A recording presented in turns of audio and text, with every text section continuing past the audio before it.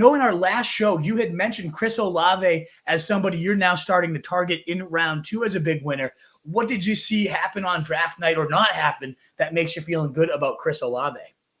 I mean, it's hard to not bring up the lack of additions that they made. They bring in Bub Means in the 5th round, and your note that you have on our pre-show notes, not sure he's a real human. And I would have to agree. I mean, one of those guys that I heard. Yeah.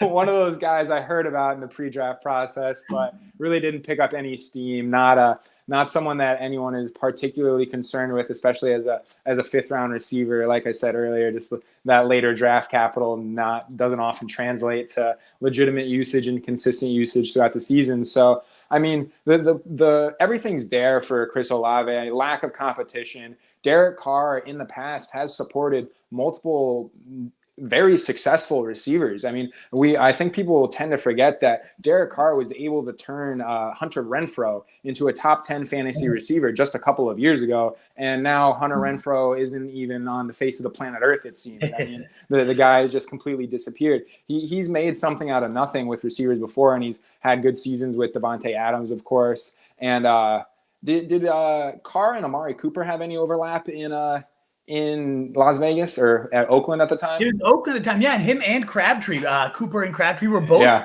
solid wide receiver 2s, if not wide receiver 1s for stretches when Carr was having those kind of MVP style runs. Yeah, I think that's a really interesting point, Bo, because I will remember watching the Saints and just feeling like it was so boring and like, Olave could never seem to get it fully going. And maybe he didn't. He was only a wide receiver 1 in 25% of his games, but he was getting bathed in targets. And I dug in today, and I thought the Saints were going to be bottom of the league in points. They were actually 10th in total points, 23.6, 5th in total plays, 65.9, 10th in pass attempts, and 9th in pass touchdowns. Top 10 offense, especially for passing game this year, which really surprised me, caught me off guard. Did not expect that with Derek Carr. So I do think the environment's better than you'd expect. Also has to be a big win for Rashid Shaheed too, right? With massive coming in, yeah.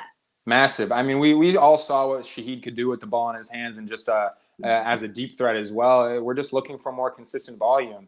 And I think we're going to see that. I mean, Michael Thomas is out of the picture now. And in the last 2 years, 3 years even, I mean, he hasn't been much of a factor, but it's just one less body that he has to compete with. And I think he's going to, I mean, just thinking about it, who else is going to be there? I mean, the projected wide receiver 3 on their depth chart right now is A.T. Perry.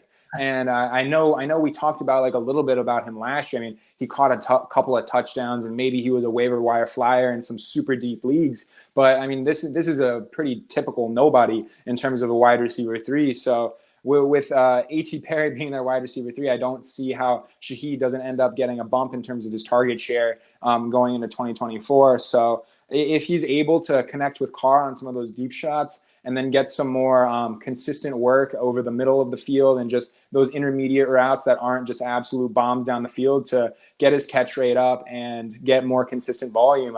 I think we are going to like drafting Rashid Shaheed because he's going at pick 123 right now, wide receiver 57 off the board. He's I don't want to say free, but he's really, really cheap, and he's going around some names that I think have a lot more red flags than him. I mean, we'll talk about him in a second, but Jacoby Myers, I would give me Shaheed over Jacoby Myers every day of the week just in terms of the upside. So I think there's a very clear path to clear more volume in 2024 for Rashid Shaheed, and I don't mind picking him up at the wide receiver 57 price.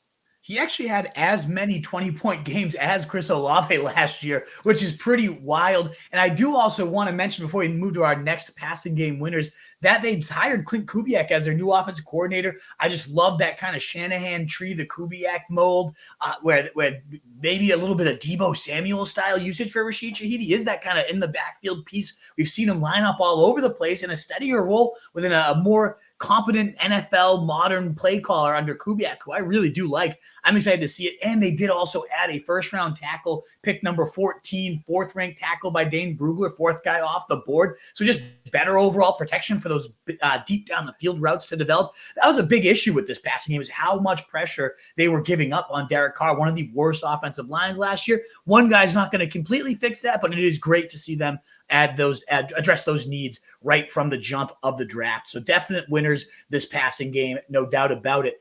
What is up, you fantasy wolf? Thanks so much for tuning in. If you haven't already, share your thoughts in the comments, check out some more videos, and join the newest Wolfpack by subscribing below.